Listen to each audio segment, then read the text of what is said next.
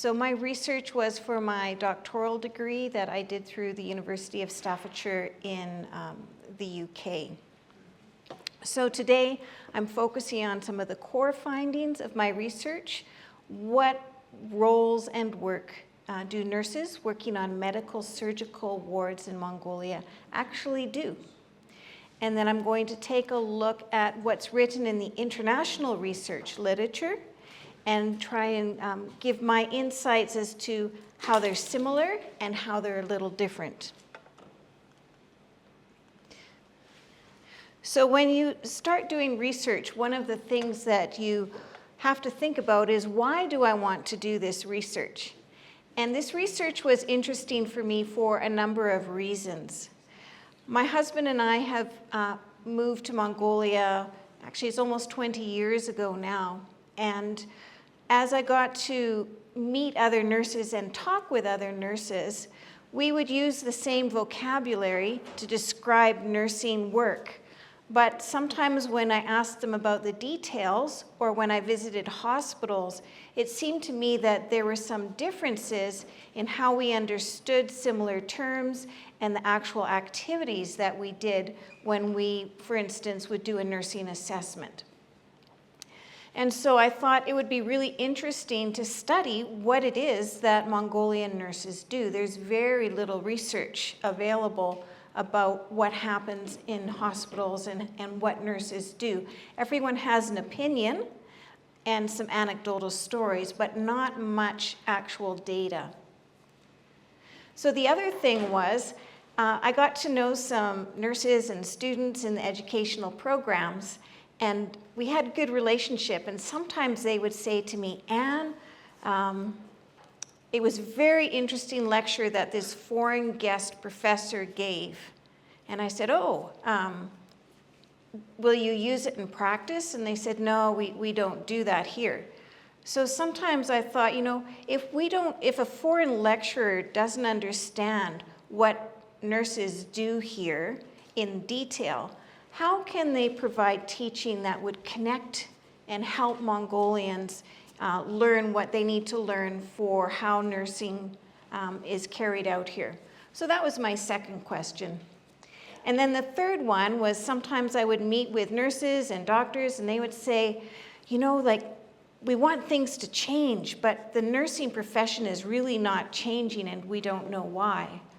So I thought, well, let's find out what's happening, and then we can ask those questions. Why might it not be changing in the way you think that perhaps it should, or it could? So that's the background. And my assumption is, when we get a good detailed description of nursing work, then we've got something from which we can plan. We know what it is now, and so if you want something in the future, then it's easier to say, well, if we do this, then we can get to that point. But if you don't know where you're starting, it's a little more difficult to plan. So my research question was, what are the roles and work activities of Mongolian ward nurses working in acute care public hospitals? And what are the reasons that they engage in these roles and activities? So I pulled out 3 objectives from that very broad question.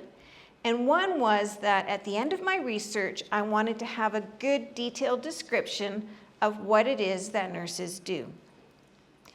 The second thing was I wanted to be able to compare those descriptions with what's described in the research literature.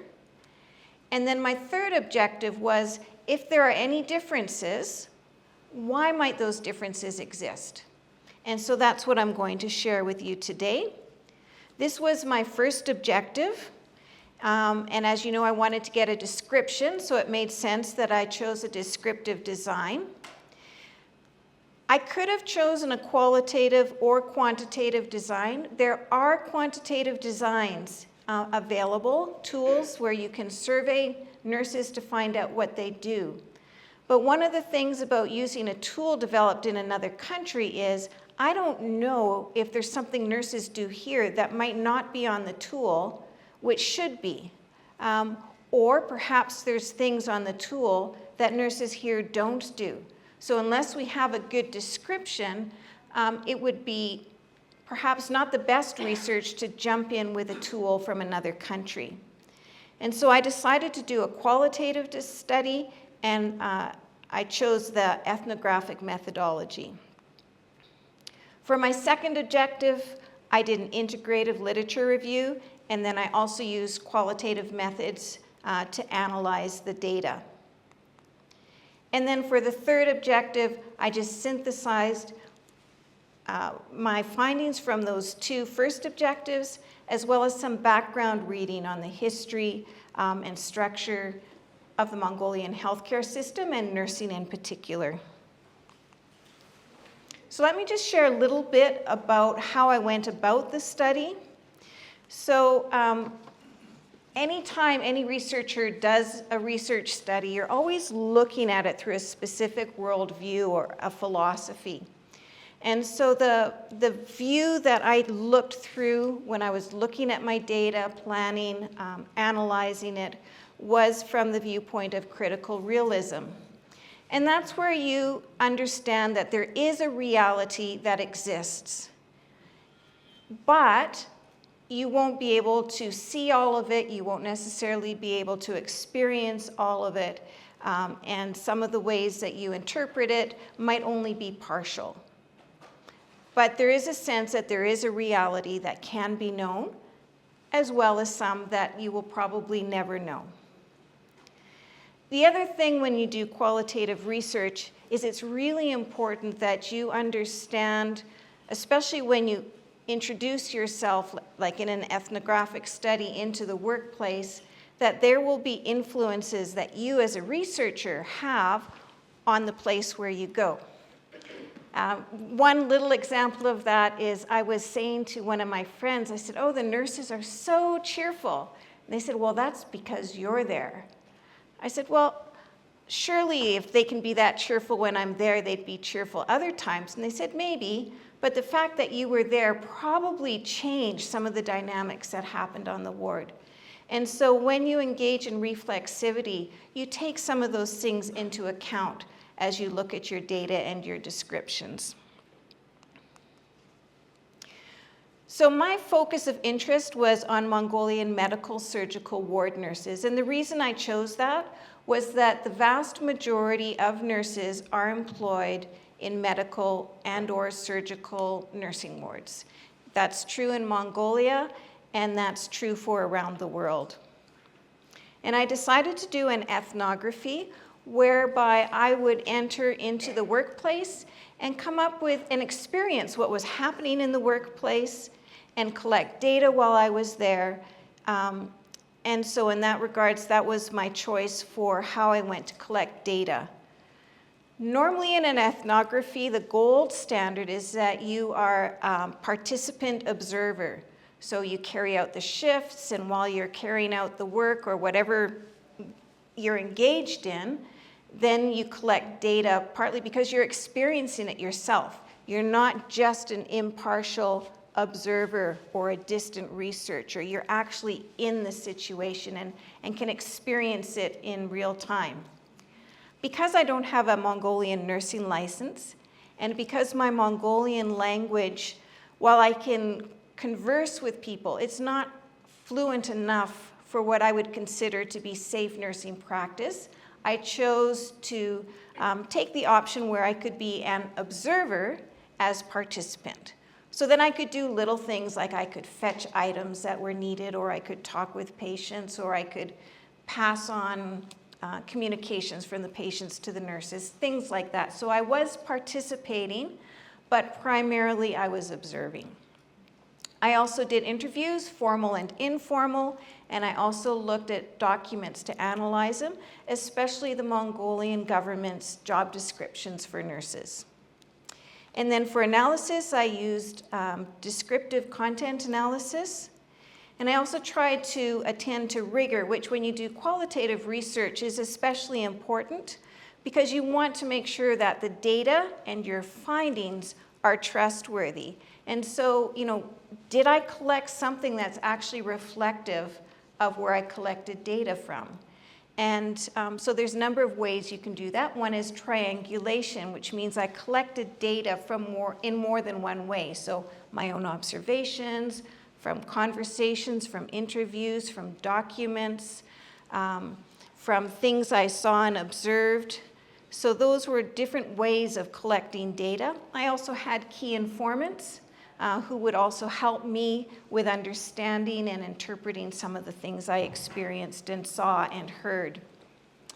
That also helped me to prevent against unnecessary bias, because obviously I see things from my own experience, which is a little different than someone who's grown up in Mongolia, gone to nursing school, and working here.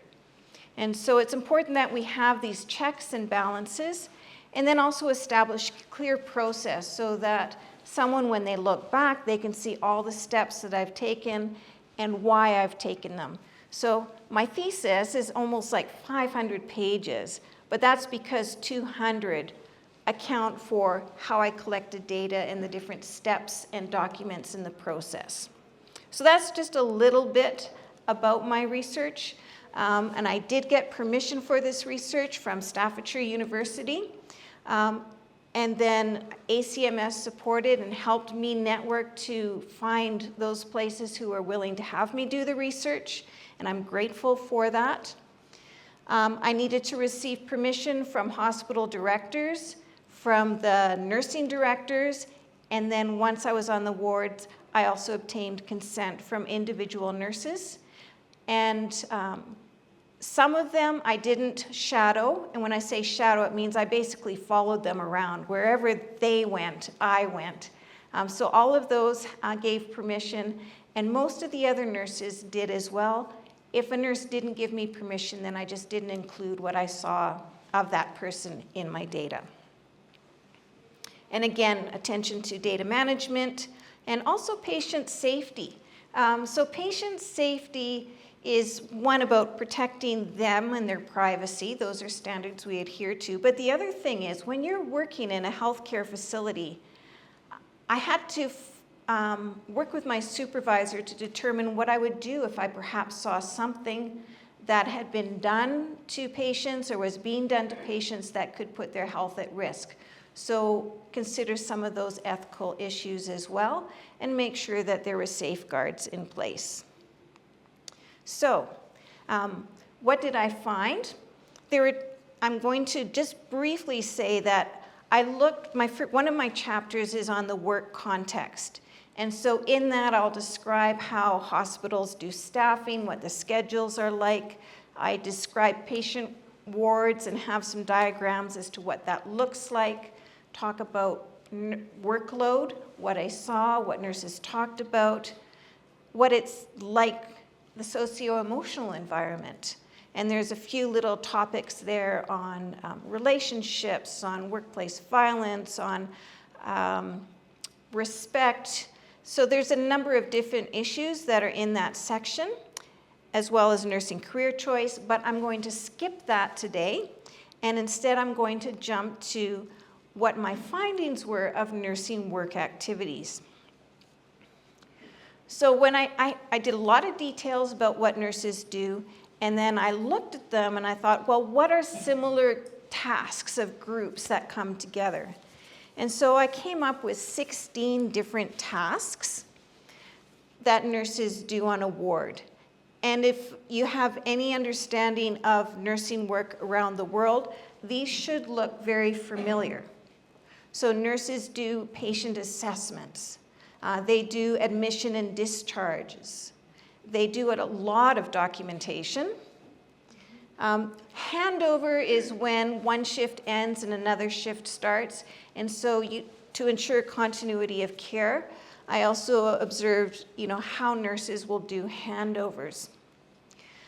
Medication is a major area of work. And if you ask people, what do nurses do? Most people in Mongolia will say they give medication. If you ask nurses what they do, most of them will also say that they spend a lot of time giving medication and doing medication-related tasks. So that was a really huge area in which the nurses worked. The next one might seem kind of strange. It's called finding, which means locating and fetching. If you think of a nursing ward, and this is why the one chapter that describes the wards is also important, they're often really long corridors, and there's not always all the equipment and supplies stored on the ward. And so if the nurses needed something, they would often have to go from one end to the other, or they would have to go upstairs or downstairs. And so they did an awful lot of that.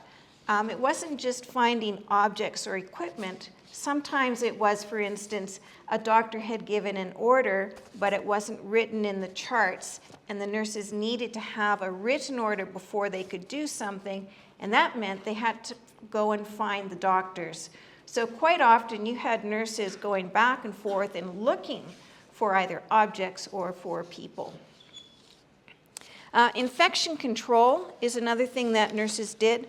So anytime they do their treatments, especially for instance if they're doing an injection or an IV, they make sure that they decrease the risk of infections for your patients. But they also did other things like cleaning the surfaces. They also stocked sanitizers so that, actually this data was collected pre-COVID. I'm assuming, I haven't been back to a lot of wards yet, but I'm assuming it's more prevalent. But back then, they often would have to reuse containers and put new sanitizer in them and make sure that they were all dated and current for use.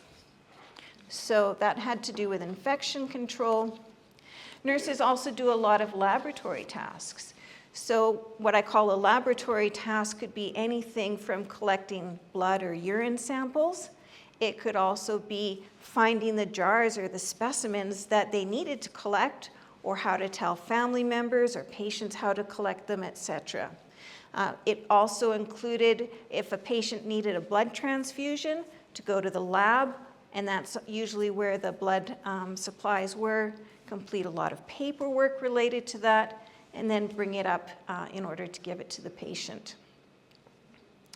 So wounds, drainage tubes, so nurses were responsible for looking after those, keeping them cleaned, making sure that they were functioning as they should. Transfers and portering, you might not think of that about nurses' work, but if a patient needed to go from the ward to somewhere else, sometimes they were well enough to go on their own, but often the nurse would have to take them from the patient, from the ward to wherever it was that they needed to go. Sometimes it had to do with patients being discharged. So if they were leaving the ward and going to another hospital, then they would need to have a nurse accompany that patient to wherever they were going to catch the ambulance, which was usually their ride to another hospital. So as you can imagine, nurses talk with patients, and so patient communication was a big part of it. Patient teaching is something that all nurses are supposed to do, and they'll do it to, and they did it. Some was more in depth than others, but that was part of their tasks. Now I put cleaning here. Usually there were cleaners on the, or at least one cleaner on the ward, but nurses also helped with cleaning. They were often tidying up the desks, wiping down surfaces. You know, the carts that nurses take to the wards with all the medication that they will give to patients, they were responsible for cleaning and sanitizing all the equipment that they use, like for that. Not the equipment per se, but the cart on which they would bring what they needed to the patient. But the other thing is sometimes some of the hospitals are a bit older. Some of the windows were a bit leaky. Sometimes, especially during a sandstorm or in the winter when pollution was really bad, they would need to do some wiping up of residue on the windowsills. And sometimes they were also involved with a deep spring cleaning, usually twice a year. And so that was new to me because that wasn't a task that I had done when I had worked as a nurse in another country. Laundry, basically helping to make beds and to collect laundry, dispose of laundry, and sometimes also that required them to walk down to the laundry either to dispose or to pick up. And then nurses were also involved with dietary services. So that would be combing through the doctor's orders, finding out what they had ordered, and then putting in an order into dietary services. Nurses also sometimes would help distribute the food when it came up to the ward. So you can see that they do an awful lot of variety in their work. So I asked, when they do all these things, what kind of job are they taking on? So these are some of the roles that I grouped some of the tasks into. Now, one of the ones to me that was surprising, and I don't know if it is to you, was accountant. So why are nurses accountants? Well, often at the start of a shift, if a patient is being discharged that day, the nurses are tasked with calculating the costs of medication and supplies that they used. So often after a handover or in between handovers, you would see nurses calculating up the cost of each medication, of supplies like gloves, syringes, IV tubing, and then once that was all calculated, that was sent to billing. And so I thought, oh, okay, in Mongolia, nurses actually have a role as an accountant or a bookkeeper, that kind of thing. So that was one role. Administrator. So if you come onto the ward, the nurses act as a receptionist. They greet you, they tell you where you need to go, where your bed will be. They answer phones, they assemble patient charts. They take material that comes up perhaps from tests and they put them back in the charts. So there's quite a number of things they do in administration. They also check to make sure that they have enough supplies. So there's always extra supplies on the ward, like for bandages or some medications. And so they're responsible to make sure that there's enough extra supplies. So they have to constantly do inventory and ordering. Caregiver is something I hope you think that nurses do. It's very much a part of what they do. Cleaner, I've already talked about. Clinical technician, those are things like giving medication, doing wound care, some of what you traditionally expect nurses to be doing, the hands-on care with patients. Communication, again with patients, but it could be with other nurses, it can be with doctors. So there's quite a bit of communicating that nurses are often central to. Courier is often because, like I had mentioned before, with finding and locating, nurses were often tasked with, taking something from one place to another. And so many times they fulfilled the role of a courier because no one else was there to do it, and someone had to do it, and so the nurses would. Nurses are also followers, which makes sense. You've got orders. In order to fill them out, then you need to follow the orders. And so that's part of what a nurse does. It's part of a team where you work together. Nurses did a lot of helping. You could help patients. They would help one another. Sometimes doctors came on and needed assistance with a task. And so nurses were often the ones who were there to help.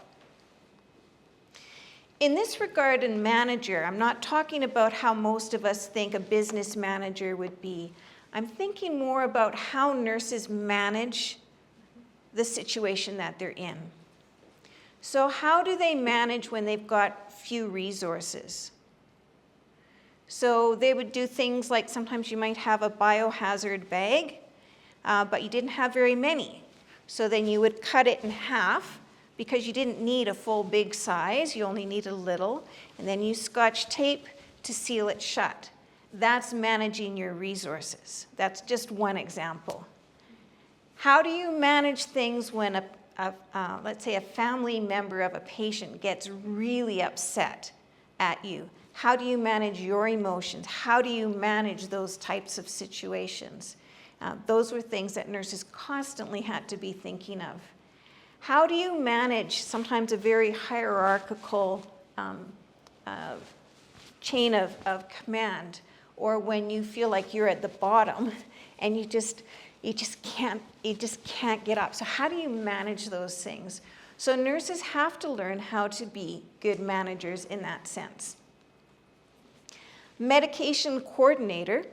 When you think of nurses giving medication, you think of actually injections and hanging IV lines. That was only one portion of what nurses did in regards to medications. They had to collect doctors' orders, they had to group them, they sent them to pharmacy. Then they had to wait for pharmacy to call them back to say that everything was ready. They'd go to pharmacy, they would double count everything to make sure that they had what they ordered. They'd bring it up to the ward, double count it again.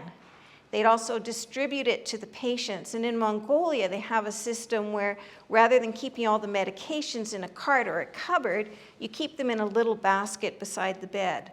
And so nurses would be responsible for distributing those. And so medication is much more than just actually administering the actual medicine. There's a whole lot of coordination and organization that nurses do. I've mentioned porter before. Professional, I'll just explain, professionals have certain ethical standards, work standards, knowledge expectations, and so nurses were also expected to uphold those. So it could be anything from attending an in-service, learning a new skill. Once a year, the government has incentives where nurses are to engage in research and present their findings, and there's often competitions, and so they'll engage in research. It could also be spot checks where the head nurses would come and check to make sure that you were wearing the appropriate uniform and shoes, or where you would have a test on your knowledge about how do you do a certain procedure. So those things took place often on the ward or during a shift. Recording has a lot to do with the documentation. Teaching we've talked about, and team member as well. So you can see that nurses do quite a variety. On the wards, there's pretty much only nurses and doctors. And so for all the things that make a ward function, this one nurse said, in addition to our nursing tasks, we do everything. In our ward, nothing happens without nurses' involvement. So what you might think nurses do, they probably do, but they also do a lot more. So how does this compare to the international literature? So this was my question about that I asked when I went to take a look at the literature.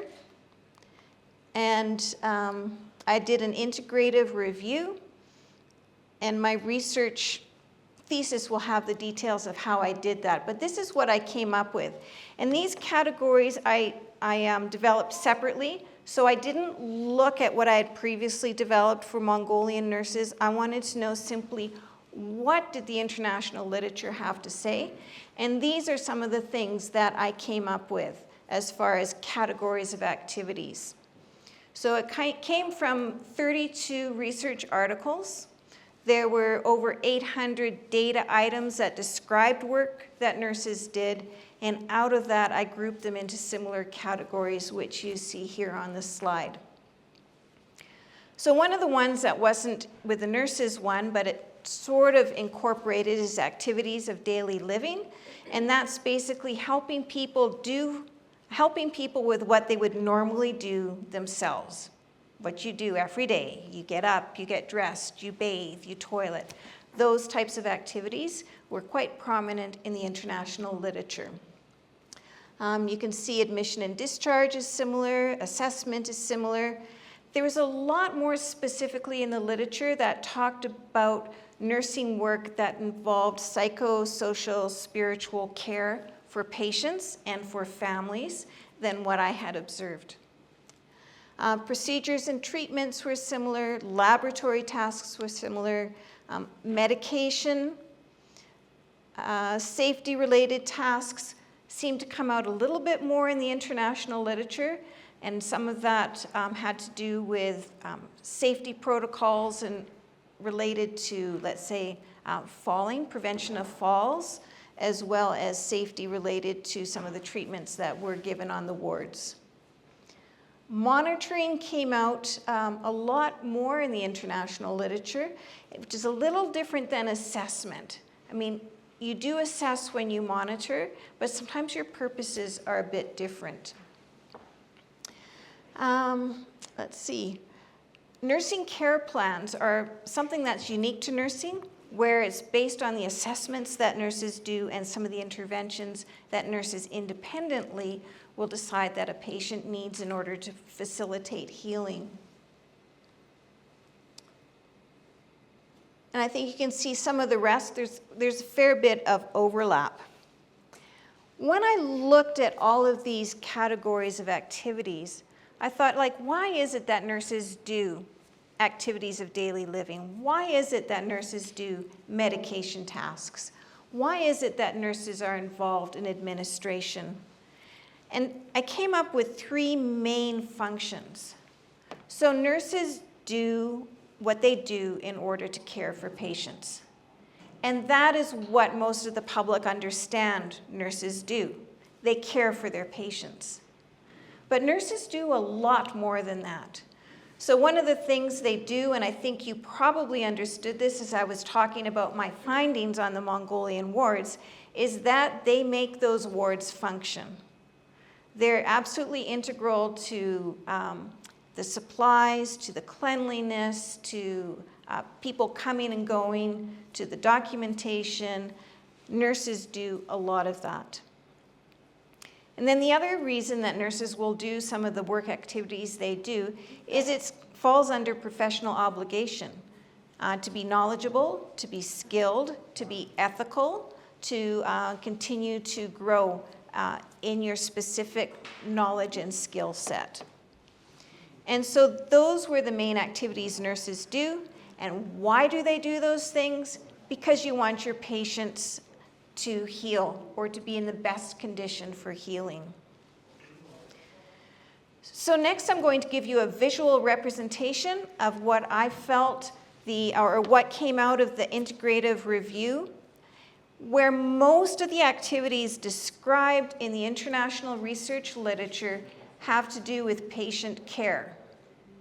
Now, sometimes they're not exclusive, sometimes they overlap. You might do one activity and you've got 2 reasons, which is why I have overlapping circles here. They also did quite a bit in regards to ward functioning. A lot of that has to do with the management and the environment to make sure that the ward is a safe and functioning place where patients can be treated for their various needs.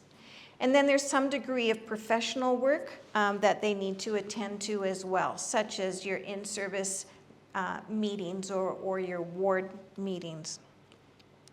So that's my visual representation of estimate of how is nursing described in the literature. What's described the most, what's described the least. So now, how does that compare with what I observed on Mongolian wards?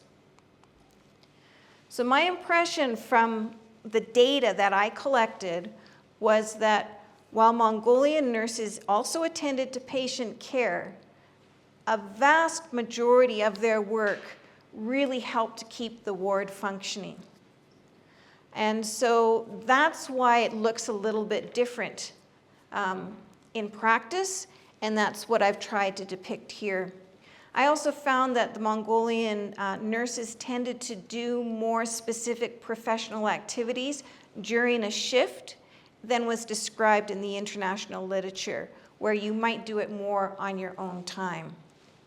I mean, they would still have ward meetings or in-services, but not as much seemed to be done on the actual, during the actual shift. I'm going to highlight a few things. So one of the big differences that I've seen in the data was with the international literature, there was a lot more work done with activities of daily living. And so nurses did a lot more direct patient, hands-on care, helping patients walk, helping them transfer from a bed to a chair or from one bed to another. They helped them with toileting, they helped them with feeding, with changing clothes. And then I also did skin and wound care here, partly because the literature didn't separate it, so I had to stick it into that category as far as, that's what you would do yourself, but in the hospital setting, nurses internationally do quite a bit of that. There seemed to be a bit of difference with discharge planning, and some of that is because in the places that had published research on nursing work, they also had a fairly extensive home care system. So there was often quite a lot of coordination for home care. In Mongolia, there's not really a home care system. If you're going to have follow-up after discharge, you usually have an appointment with your main doctor and you'll come back to the hospital for it.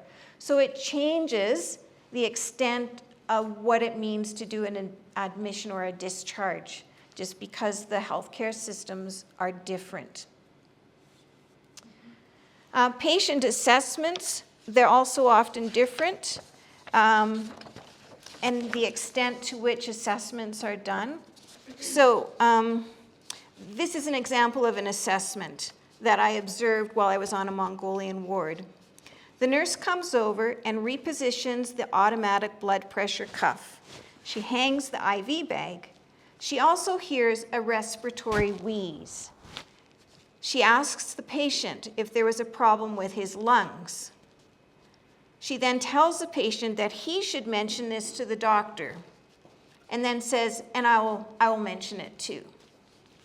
So this would differ from the expectation of a nurse, particularly in a European or North American or Australian context, Singapore, Taiwan, where the nurse would be expected to pull out her stethoscope, to listen to the lung sounds, to take a little bit more history, to get the patient to do a bit of deep breathing, see if she can ascertain what the problem is, perhaps raise the head of the bed or give oxygen.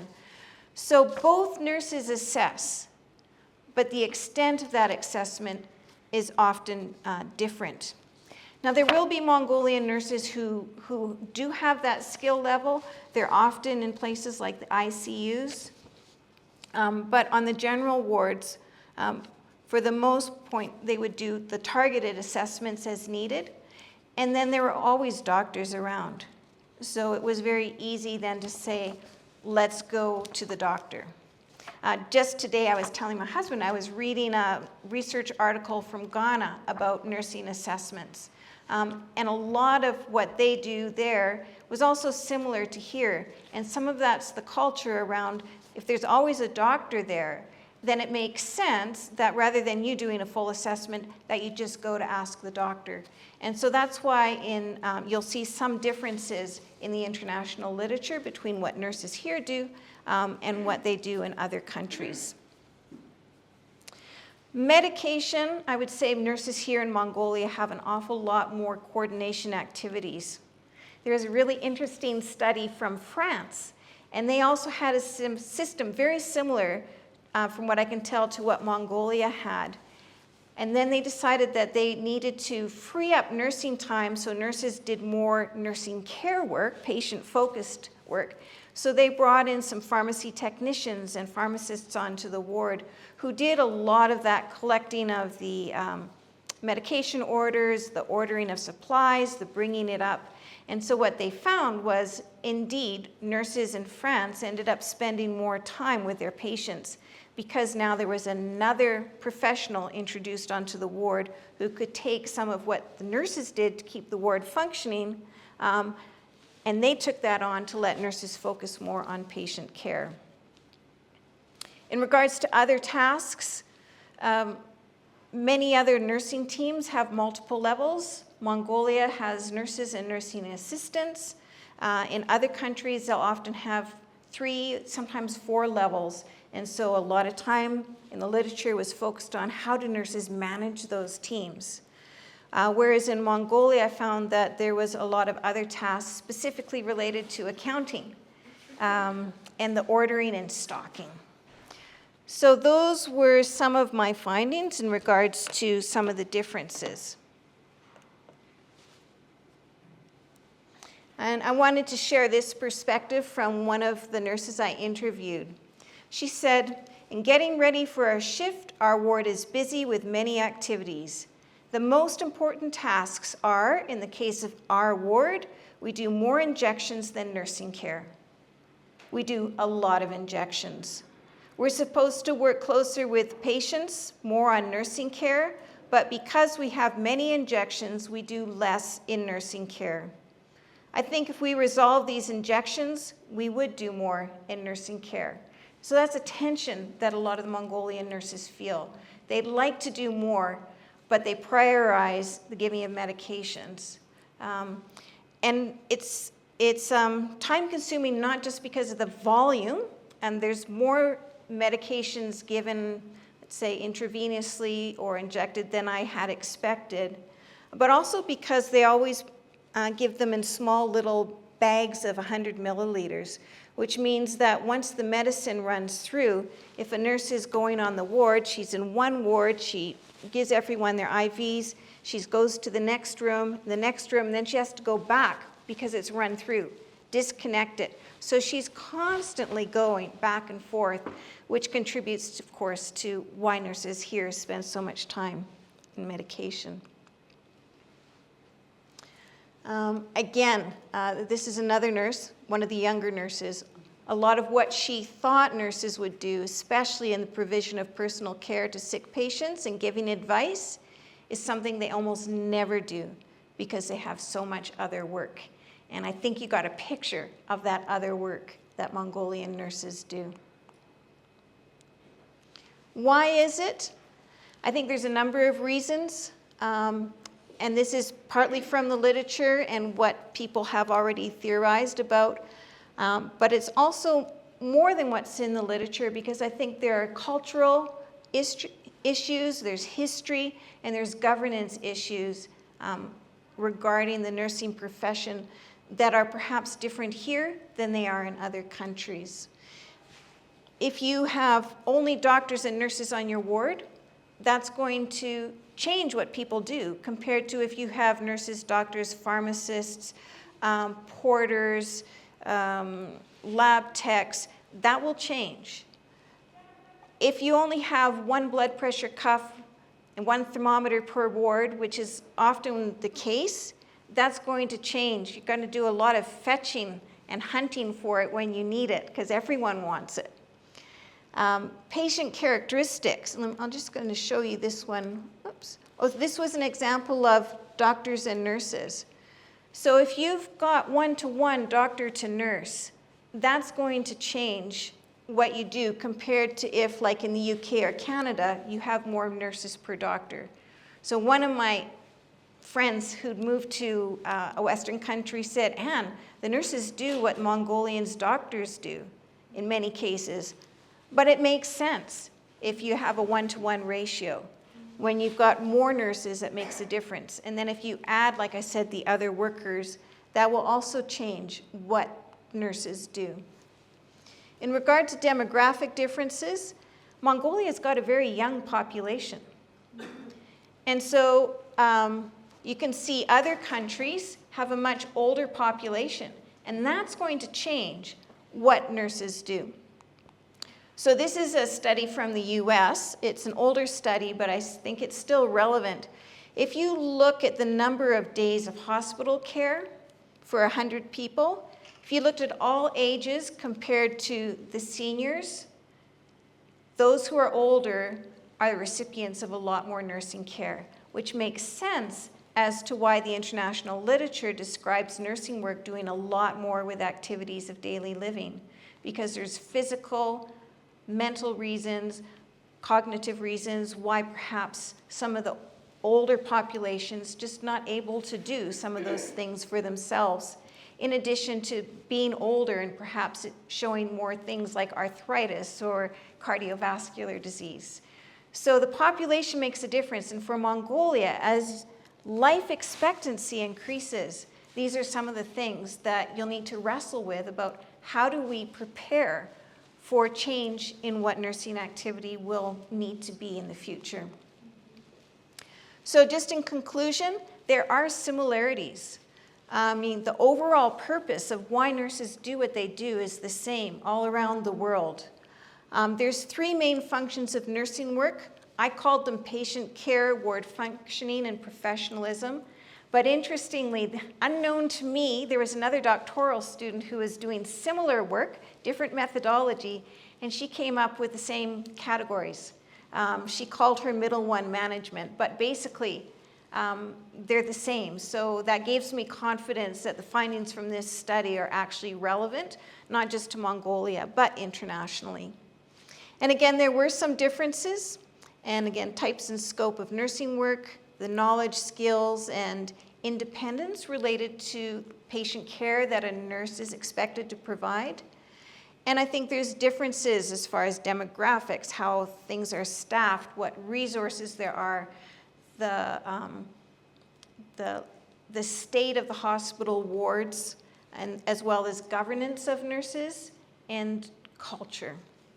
For the lecture, that's very interesting.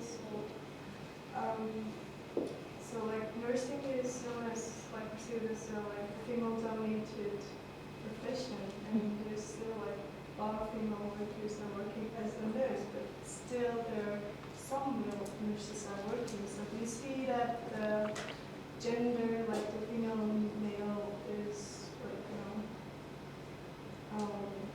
like is the gender role is perceived as a different like healthcare, and is the like female nurses are doing this job, and the male nurses doing a different thing than like the female nurses? Great question. All around the world, for the most part, the percentage of male nurses and female nurses is similar to what Mongolia has, and I think it's maybe 7% at the most. I'd have to double check my stats on that. Is there a gender-based kind of bias towards providing health care? I mean, that's a very good question. I think a lot of it's cultural, because there are some countries where there are more male nurses. So in some countries in the Middle East, now partly culturally, they need to have more male nurses. There are countries also in Oceania where there's many more male nurses. African countries, there's also quite a few male nurses. In Mongolia, I had wondered about that as well. And then I thought, well, what's the ratio with medical doctors? So medical doctors used to be primarily male in Mongolia, not that many women.